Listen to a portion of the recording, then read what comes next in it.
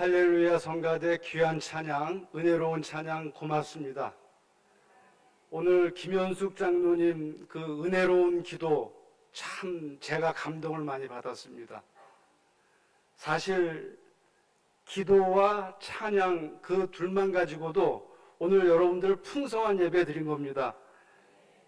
설교는 제가 덤으로 하는 겁니다. 남원제일교회 1년에 한 번 평화통일 주일 예배로 드리는 거로 알고 있는데 이 예배에 참석해서 함께 예배 드리고 또 말씀을 증거할 수 있게 된 것을 참으로 기쁘게 생각합니다. 기회를 주신 목사님과 당의 장로님들께 감사드립니다. 남원제일교회 하면 저에게 떠오르는 몇 가지 이미지가 있습니다. 남원제일교회는 환경운동과 지역 시민운동에 적극 참여하면서 세상을 열심히 섬기는 그런 교회라는 것입니다. 또 남원제일교회는 지역의 작은 교회 목회자들을 위해서 남원 성서학당을 운영하며 에큐메니칼한 협력을 선도하는 그런 교회라는 것입니다. 또 남원제일교회는 당회의 남녀 평등을 위한 노력이 남달라서 이 보수적인 한국 교계의 이 분위기와는 달리 참 선도적인 아주 모델이 되는 그런 교회라는 것입니다. 한 가지만 더 추가로 말씀드린다고 하면 우리 장효수 목사님은 제가 대학 4학년 때 1학년으로 입학을 했습니다. 지금 42년째 보고 있습니다. 42년 동안 거의 변함이 없습니다. 진실하고 성실하고 어디서 무엇을 하든지 최선을 다하고 걷다가 겸손하기까지 합니다. 그래서 남원제일교회가 장효수 목사님을 담임 목사님으로 여러분들이 모신 건 아주 탁월한 선택이었다 이렇게 말씀드리고 싶고요. 그래서 이 교회가 참 자랑스러운 그런 교회구나라는 것을 제가 늘 생각하고 있었습니다. 오늘 평화통일 주일 예배에 참석하신 남원제일교회 성도님들과 성도님들의 가정과 일터 위에 하나님의 은총과 평화가 가득 넘쳐나기를 축원합니다. 지금 우리가 사는 대한민국에서 평화를 찾기란 쉽지가 않습니다. 누구나 평화를 원하지만 개인적인 차원에서든 집단적인 차원에서든 평화를 제대로 누리지 못하고 있기 때문입니다. 아니 평화를 누리기는커녕 평화가 결핍된 상태에서 긴장과 대립, 갈등이 오히려 첨예화되고 있기 때문입니다. 정치인들이 당리, 당략과 이기적인 욕망으로 타협과 협력의 기술을 발휘하지 못하고 정쟁에만 몰두하고 있으니 평화가 없습니다.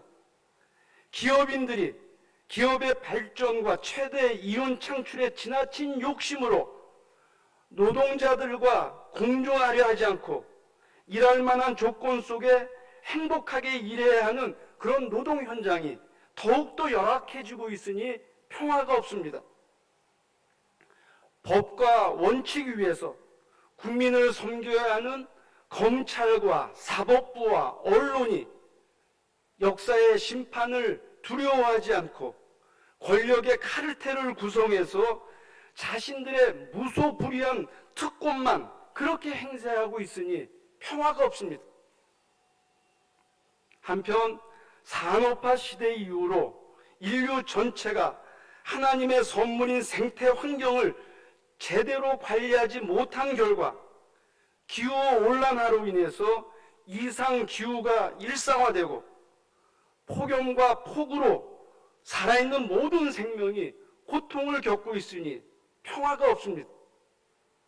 2019년 12월에 시작된 세계적인 재난 코로나19가 사라지는 듯 하다가 최근 확진자가 다시 수만 명씩 나오면서 우리 일상생활의 자유로움과 기쁨이 제한되고 있으니 역시 평화가 없습니다. 1945년 8월 15일 미국과 소련 강대국에 의해서 강제로 분단된 한반도에서 1950년 6월 25일 한국전쟁이 발발하고 1953년 7월 27일 정전협정을 맺은 지 70년이 지나도록 평화협정은커녕 종전선언조차 하지 못한 한반도의 남북 관계가 날마다 험악해지고 있으니 평화가 없습니다. 특히 한반도 북쪽의 조선민주주의인민공화국이 핵 보유국가가 된 데다가 대륙간 탄도미사일을 개발해서 미국 본토까지 위협할 수 있는 그런 수준에 이르게 되자 한미일 군사동맹이 강화되면서 언제라도 전쟁이 일어날 수 있는 그런 상황이 돼버렸으니 평화가 없습니다.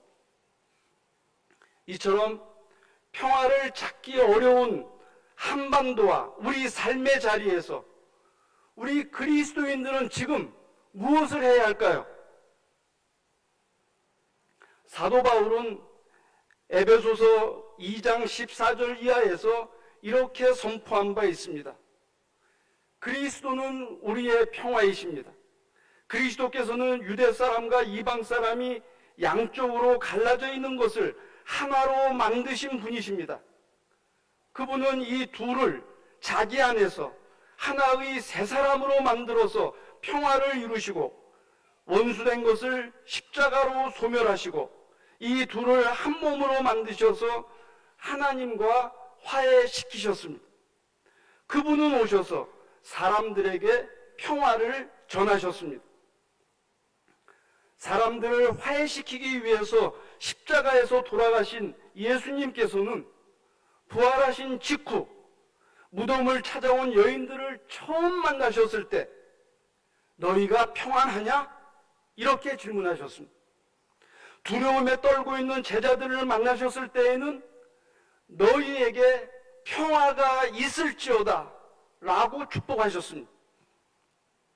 예수님께서 우리에게 전한 공사역 최초의 복음은 하나님 나라의 평화였고 하나님 나라의 평화를 전하신 예수님 자신이 우리에게 복음이셨습니다.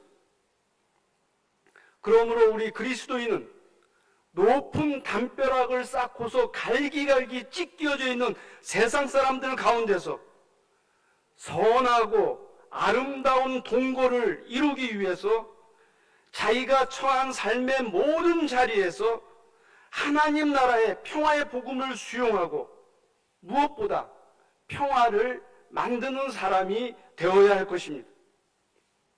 이 시간 저는 우리 그리스도인이 자기 삶의 자리에서 평화를 만들기 위해서 어떤 길로 나아가야 할지 몇 가지 측면에서 함께 생각해 보려고 합니다.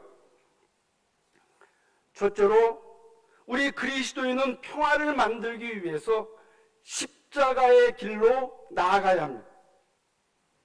세상의 보통 사람들은 나를 살리기 위해서 수많은 너를 죽이려고 합니다. 나만 잘 먹고 잘 살 수 있는 길이라고 하면 나 아닌 너는 죽어도 좋다라는 식입니다. 너는 나를 위한 희생물이 되어야 하고 나를 위한 도구나 디딤돌이 되어야 한다는 것입니다. 그런데 수많은 너는 그리 호락호락하지 않습니다. 수많은 너 역시 나를 포함한 다른 수많은 너를 죽이려는데 주저하지 않기 때문입니다. 그 결과 나와 너와 나의 관계는 긴장과 갈등, 대립과 투쟁으로 이어질 수밖에 없습니다. 더욱이 세상의 악인들은 다른 사람들이 자기들을 위해서 생각처럼 죽어주지 않으면 너 죽고 나 죽자고 덤벼듭니다. 나 혼자 죽기는 억울하다, 막가파식의 그런 행동입니다. 그러나 우리 주님 예수님께서 세상에 대해 보여주신 십자가의 길은 보통 사람들과는 완전히 다른 정반대의 길입니다. 수많은 너를 살리기 위해서, 아니 우리 인류 전체를 살리기 위해서 나를 죽이는 바로 그 길을 예수께서는 걸으셨던 것입니다. 너를 살릴 수 있다고 하면 나는 죽어도 좋다라는 것입니다. 나는 스스로 너를 위한 희생물과 너를 위한 도구가 되어 나를 너에게 기꺼이 아낌없이 쏟아붓겠다라는 것입니다. 예수님께서 가르치신 말씀 가운데 황금률이 있습니다. 무엇이든지 남에게 대접을 받고자 하는 대로 너희도 남을 대접하라. 바로 이 말씀이 황금률의 말씀입니다. 이 말씀을 황금률이라고 지칭하는 이유는 금같이 귀한 고고한 삶의 원칙이라 할 수 있기 때문입니다. 그런데 우리는 이 황금률을 기브 앤 테이크, 조건적 원칙인 것처럼 그렇게 오해하고 있습니다. 나를 대접하지 않는 다른 사람에게 대접을 받기 위해서 내가 먼저 그를 대접하면 언젠가 그도 나를 대접할 것이라는 그런 식으로 이해하기 때문입니다. 황금률의 원래 의도는 상대의 반응과 상관없이 상대에게 대접을 받고 싶은 바로 그 내용으로, 바로 그 방식으로 조건 없이 대접하라는 것입니다. 그런데 이 황금률보다 더 고고한 삶의 원칙이 있는데 그것은 예수님께서 우리에게 보여주신 너를 위해 나를 죽이는 십자가의 길입니다. 십자가의 길은 눈에는 눈, 이에는 이에 보복 원리를 주장하는 세상과 달리 폭력의 악순환은 물론이고 폭력 그 자체를 멈추게 하는 유일한 길이기 때문입니다. 예수 그리스도를 따르는 우리 그리스도인은 수많은 다른 너에게 십자가의 길을 걸으라고 요구할 것이 아니라 나 스스로 수많은 너의 태도와 반응과 상관없이 십자가의 길을 자발적으로 걸어가야 합니다. 우리 그리스도인이 진정 십자가의 길로 나아간다면 우리 삶의 모든 자리에, 우리의 가정과 일터에, 우리의 교회와 지역 사회에, 전쟁 위기 가운데 있는 우리 한반도에 긴장과 갈등, 대립과 투쟁이 해소되고 진정한 평화가 움터오르게 될 것입니다. 둘째로 우리 그리스도인은 평화를 만들기 위해서 원수 사랑의 길로 나아가야 합니다. 마태복음 5장 43절 이하를 보면 예수님께서 원수 사랑에 대해서 말씀하고 계십니다. 오늘 장 목사님께서 봉독해 주신 바로 그 말씀입니다.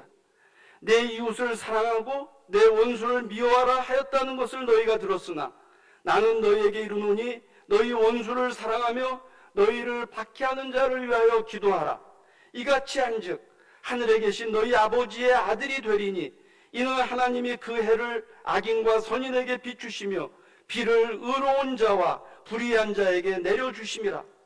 너희가 너희를 사랑하는 자를 사랑하면 무슨 상이 있으리요? 세리도 이같이 아니하느냐? 또 너희가 너희 형제에게만 무난하면 남보다 더하는 것이 무엇이냐? 이방인들도 이같이 아니하느냐?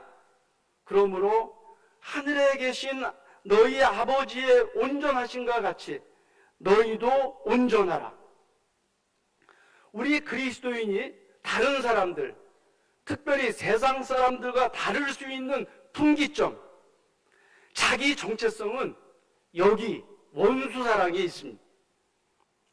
우리가 자기를 사랑하는 사람을 사랑하는 것은 너무나 당연한 것입니다.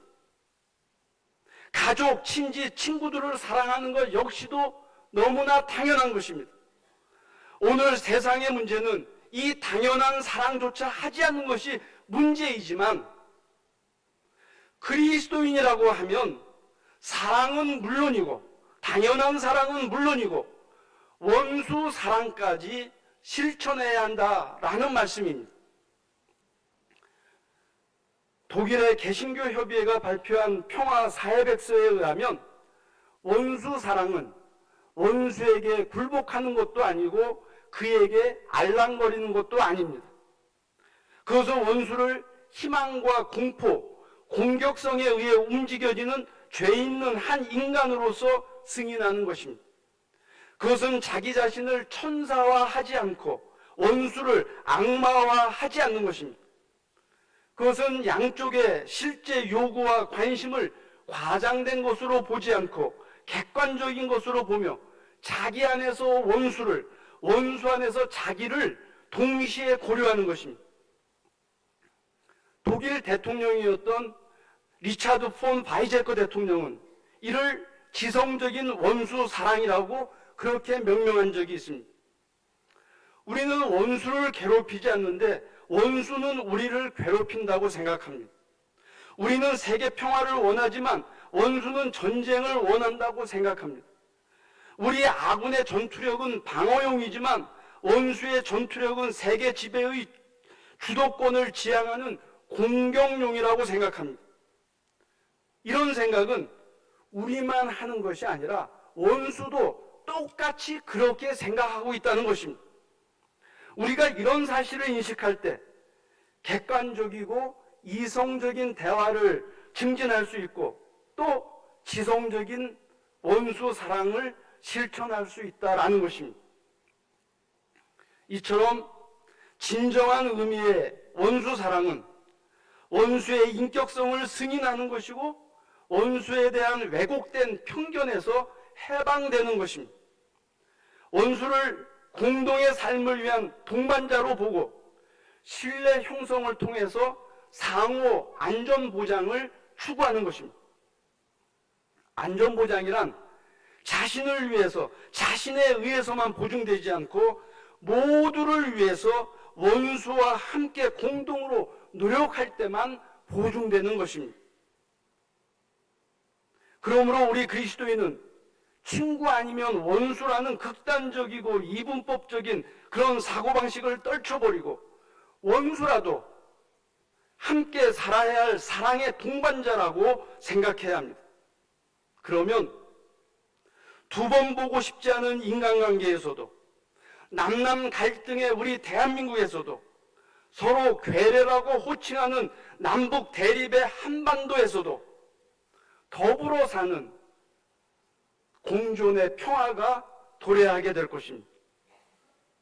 셋째로 우리 그리스도인은 평화를 만들기 위해서 선한 사마리아 사람의 길로 나아가야 합니다. 우리가 잘 아는 비유 가운데 선한 사마리아 사람 비유가 있습니다. 어떤 사람이 예루살렘에서 여리고로 가다가 강도를 만났습니다. 강도는 그 사람의 모든 것을 강탈하고 반은 죽여서 길가에 팽개쳐 버렸습니다. 그 곁을 제사장이 지나갔고 레위인이 지나갔지만 그들은 강도 만난 자를 외면하고 자신들의 가던 길을 급하게 가버렸습니다. 그러나 사마리아 사람만은 강도 만난 사람에게 최선을 다하는 이웃으로 다가갔던 것입니다. 레오나드 그리피스라는 신학자가 있는데요, 선한 사마리아 사람 비유에는 세 가지 삶의 철학이 담겨 있다고 해설한 적이 있습니다. 첫째, 너의 것은 나의 것이다. 나는 그것을 가지려고 한다는 강도의 철학입니다. 강도는 자신에게 속하지 않은 남의 것을 억지로 강탈합니다. 남이 땀 흘려서 거두어들인 결실을 별로 힘들이지 않고 거두려고 합니다. 그것이 여의치 않으면 물리적인 폭력으로 분풀이를 하는 것이죠. 둘째, 나의 것은 나의 것이다. 나는 그것을 지키려고 한다는 두 종교 지도자의 철학입니다. 두 종교 지도자는 강도 만난 자 앞에서 머뭇거리다가 자신들의 소유를 잃을지 모른다는 두려움에 빠져 있습니다. 자신들이 노력해서 소유한 것을 자신들만 누리면 된다고 그렇게 생각합니다.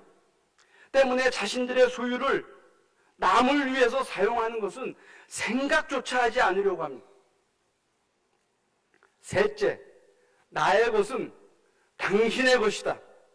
나는 그것을 당신과 나누려고 한다는 사마리아 사람의 철학입니다. 사마리아 사람은 자신의 것을 다른 사람과 나눌 수 있는 기회를 기쁘게 생각하면서 아낌없이 나누려고 합니다. 그는 자신의 땀으로 확보한 자신의 소유라 할지라도 가장 절실히 필요로 하는 누군가의 것이라고 생각합니다. 그래서 그는 다른 사람의 어려움을 미리 준비하긴 한 것처럼 그렇게 최선을 다해서 자비를 베푸는 것입니다. 지금 우리 주변에는 의식주의 결핍으로 어렵게 사는 사람들이 적지 않습니다. 특히 북한 동포들은 정말 어렵게 살고 있습니다. 제가 최근에 영국 BBC 방송을 보았더니 영양실조로 고생하는 북한 주민이 적지 않다고 합니다. 또 기아로 죽어가는, 또 기아로 죽는 주민들도 지금 발생하고 있다고 합니다. 오늘 장로님 기도대로 그러나 한국전쟁의 폐허 속에서 일어난 우리 대한민국은 세계 경제력 10위의 선진국이 되었습니다. 그 선진국 국민으로 우리는 모두 비교적 풍요롭게 살고 있습니다. 이는 산업화와 민주화를 이루어낸 우리 국민의 저력인 동시에 하나님의 은총과 도우심의 결과였습니다. 하나님의 선물이셨습니다. 그런데 우리가 힘겹게 사는 북한 동포들을 외면한다고 하면 마지막 심판날에 주님께서는 우리를 이렇게 심판하실 것이 틀림없습니다. 너희는 내가 굶주렸을 때 나를 외면하고 먹을 것을 주지 않았다. 악하고 게으른 사람들아, 너희는 영원한 벌로 들어가라. 그러므로 우리 그리스도인은 선한 사마리아 사람의 철학을 가지고 억압과 착취가 팽배한 세상에서 기아와 아사가 편만한 이 한반도에서 기꺼이 나누며 더불어 먹고 마시는 평화의 세상을 만들어가야 할 것입니다. 끝으로 우리 그리스도인은 평화를 만들기 위해서 일상생활 속에서 평화를 구체적으로 살아내는 그런 길로 나아가야 합니다. 노동자 시인으로 유명한 박노해 시인이 있죠. 박노해 시인의 시 가운데 평화 나누기라는 제목의 시가 있습니다. 이 시에 의하면 평화 나누기란 일상에서 작은 폭력을 거부하며 사는 것입니다. 세상과 타인을 비판하듯 내 안을 잘 들여다보는 것입니다. 현실에 발을 굳게 딛고 마음의 평화를 키우는 것입니다. 경쟁하지 않고 각자 다른 역할이 있음을 인정하는 것입니다. 일을 더 잘하는 것만이 아니라 더 좋은 사람이 되려는 것입니다. 좀 더 친절하고 더 잘 나누며 예의를 지키는 것입니다. 전쟁의 세상 한가운데 살지만 전쟁이 내 안에 살지 않게 하는 것입니다. 총과 폭탄 앞에서도 온유한 미소를 잃지 않는 것입니다. 폭력 앞에서 비폭력으로 그러나 끝까지 저항하는 것입니다. 전쟁을 반대하는 전쟁을 하는 것이 아니라 따뜻이 평화의 씨앗을 눈물로 심어가는 것입니다. 우리가 신앙하는 기독교 신앙은 인간 삶의 모든 자리에서 언제나 일관되게 드러내야 하는 생활 신앙입니다. 흔히 신앙생활이라고 하지 않습니까?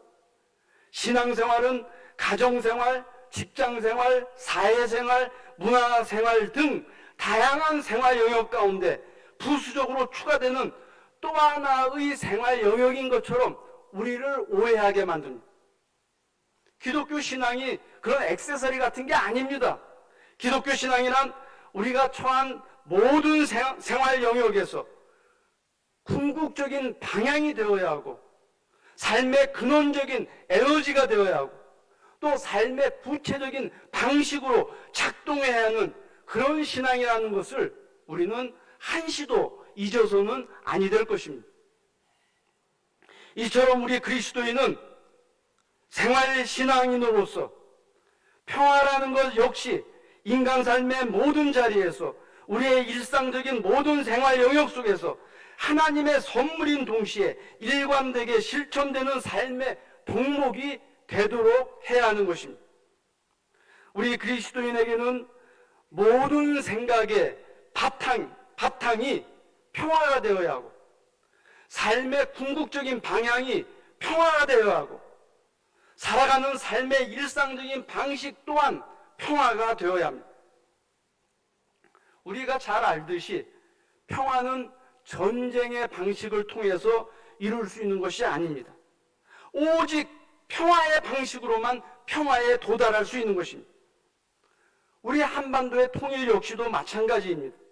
한반도의 통일은 평화의 방법으로 오직 평화를 목적으로 철저히 이루어져야 하기 때문입니다. 남원 제1교회가 통일주일이 아니라 평화통일주의를 지키는 이유가 바로 여기에 있다고 생각합니다. 이제 우리 그리스도인은 하나님 나라의 평화를 지금 여기에서 미리 맛보고 경험하며 삶의 모든 자리에서 특별히 척박한 한반도에서 언제나 평화로 살아가는 그런 사람들이 되어야 할 것입니다. 사랑하는 남원 제1교회 성도 여러분, 여러분은 지금 평화를 누리며 살고 계십니까? 지금 예수님께서 너희가 평안하냐? 라고 질문하시면 예, 제가 평안합니다. 자신 있게 대답할 수 있습니까? 바울 사도는 골로새서 3장 12절 이하에서 모든 사람은 그리스도 안에서 구분이 없다라고 선언하면서 그리스도인들은 평화를 위하여 부르심을 받았기 때문에 서로 용납하고 서로 용서하며 서로 사랑할 것을 간절한 심정으로 권면했습니다. 새 사람을 입으십시오. 이 새 사람은 자기를 창조하신 분의 형상을 따라 끊임없이 새로워져서 참 지식에 이르게 됩니다. 여러분은 누가 누구에게 불평할 일이 있더라도 서로 용납하여 주고 서로 용서하여 주십시오. 주님께서 여러분을 용서하신 것과 같이 여러분도 서로 용서하십시오. 이 모든 것 위에 사랑을 더하십시오. 사랑은 완전하게 묶는 띠입니다. 그리스도의 평화가 여러분의 마음을 지배하게 하십시오. 이 평화를 누리도록 여러분은 부르심을 받아 한 몸이 되었기 때문입니다. 새 사람이 된 우리 그리스도인이 예수 그리스도의 사랑으로 서로에게 형제, 자매가 되어 그대로 있는 그대로를 용납하고 과거의 잘못이 무엇이든 용서한다면 언제 어디서나 평화를 만들 수 있고 또 누릴 수 있을 것입니다. 그리고 형제자매의 아름다운 동거를 우리 삶의 모든 자리에서 실질적으로 또 구체적으로 이루어낼 것입니다. 나아가 긴장과 대립과 갈등의 한반도에서 아름다운 동거와 평화 통일의 날을 만들어낼 것입니다. 코로나가 다시 기승을 부리고 묻지마 폭력이 시도 때도 없이 자행되며 국격이 떨어져서 국민의 자존심이 바닥이 되어 평화가 없는 우리의 일상생활 가운데서 정전협정 70주년을 맞이하도록 종전을 선언하지 못하고 광복절 78주년을 맞이하도록 진정한 독립을 이루지 못한 채로 전쟁의 위협 가운데 있는 우리 한반도에서 평화를 만들기 위하여 평화의 길로 기꺼이 나아가는 남원 제1교회 성도 여러분 한 분 한 분이 되시길 평화의 주님 예수 그리스도의 이름으로 축원합니다. 기도하시겠습니다. 우리에게 평화 주기를 원하시며 우리가 평화의 사람이 되기를 원하시는 하나님, 이제는 우리가 너를 살리기 위해서 나를 죽이는 십자가의 길을 걷게 하옵소서. 이제는 우리가 만나기 싫은 원수일지라도 만나게 하시고 용서하게 하시고 화해함으로 참 평화를 만들게 하옵소서. 이제는 우리가 우리의 소유를 필요로 하는 궁핍한 사람을 만나게 될 때는 기꺼이 나눔으로 그에게 평화를 선물하게 하옵소서. 이제는 우리가 서 있는 일상생활의 모든 자리에서 작은 평화라도 기꺼이 실천하면서 살아가게 하옵소서. 평화의 주님 예수 그리스도의 이름으로 간절히 기도하옵나이다. 아멘.